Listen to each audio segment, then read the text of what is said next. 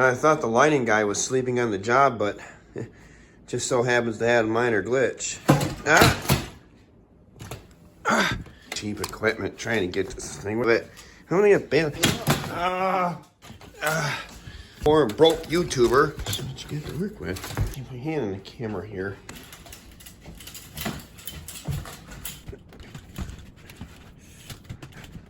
Get in there.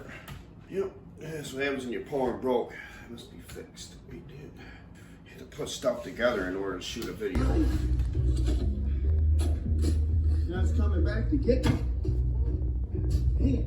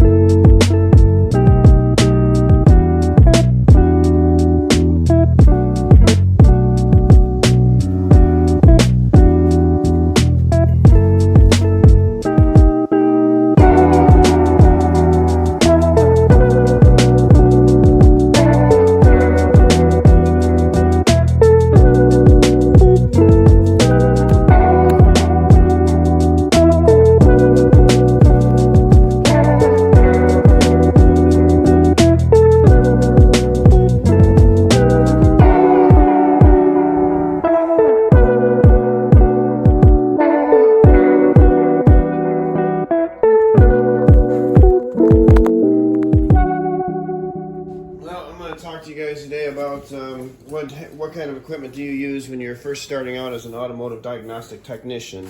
You definitely need a socket set, screwdrivers, all the bits, all the tools for the trim, pliers, different kind of needle nose, special little things to grab stuff, tiny little screwdrivers. You don't have to pop the trim apart. You have to get into find a module, flashlight. Preferably one that you can clip on so that way you can continue using two hands. The tablet, which is very important to have a tablet. This is the most important tool you can have in your whole arsenal. That's your test light. And you definitely need that. That tests all kinds of things from bad grounds to circuits to limiting current. And also for testing light bulbs, when you're testing like a turn signal or a stoplight, the BCM, the body control module, actually sends power to these circuits, and it also tests them too. They have to draw a certain amount of current, and that's what that test light will do. It'll allow the computer to detect that there's actually a light bulb connected and not disable the circuit and give you an error message saying that the light bulb's out. It's common when people try to put LEDs in places that they're not supposed to. And we got some extra probes. We got a meter. You definitely want one for testing voltage drop across fuses. Got my extended wires. These are my extending my probes. It's got the banana jacks on them. We also got various back probing clamps and another set of probes, wires, stuff like that. And we do have a little cold going on, so you'll have to bear with me. We do have two different kinds of testers. It's preferable to get the Astro car automotive meters. They're better at they're set up for DC. This is a breakout box. It allows you to access the CAN bus. It also allows you to access, it breaks the DLC connector out into all these different, you can get power off the battery if you want, multiple ground points. You got the chassis ground, and also you have your signal ground. It's usually for sensors. And on the CAN bus network, you got your CAN high, your CAN low. You You got all kinds of different diagnostic protocols that are supported. And this is the top-down scanner. It's my top scan. It's the cheapest scanner you can get. It's on Amazon for about $80. Pro versions, and then you download an app on your device.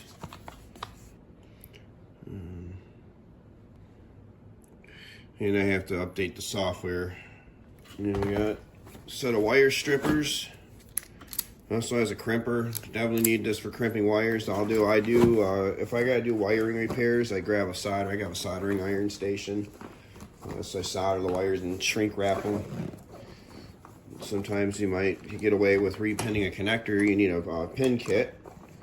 And you got trim tools and for taking out the little connectors and little button snaps and plastic zip snaps and wiring harness tie downs and things like that. You definitely need something like that to do that with. So it's very basic setup, but this is a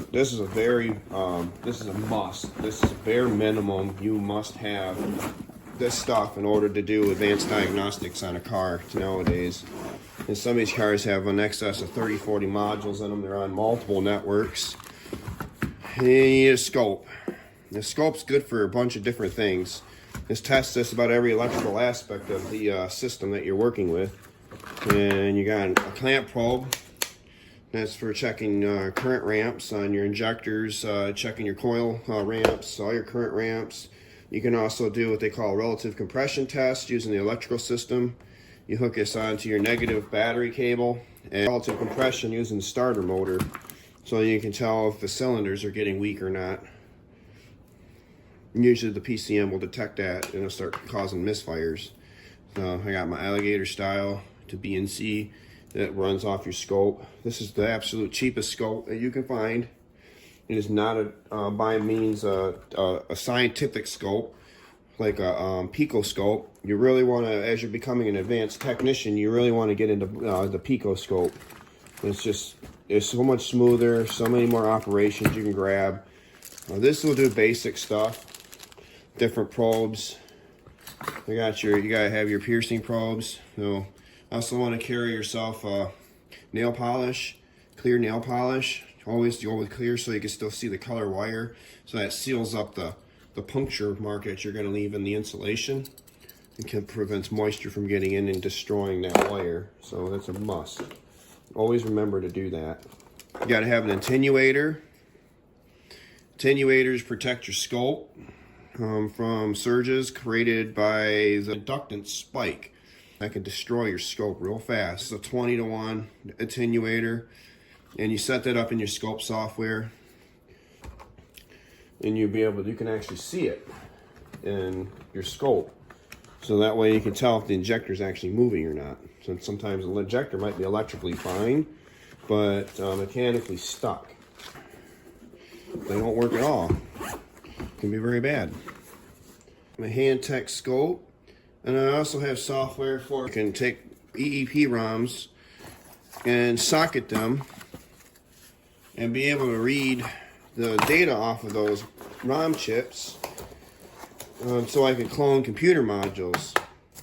So if the computer module is actually still functioning, get the vehicle's security information off it. Your keys, your VIN number is unique to that particular vehicle. Yeah, but you don't have to pay the manufacturer to have a subscription in order to download the software for that particular module. Purchase equipment that particularly allows you to do they call one-to-one cloning. And one-to-one cloning, computer in the car thinks it's still hooked up. All the calibration, all the software, the operating system, everything is copied one-to-one.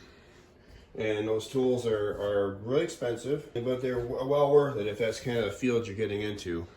So I'd like to thank everybody for taking your time watching this. The very basics of what you need as an automotive diagnostic technician. I'm often called a diagnostician.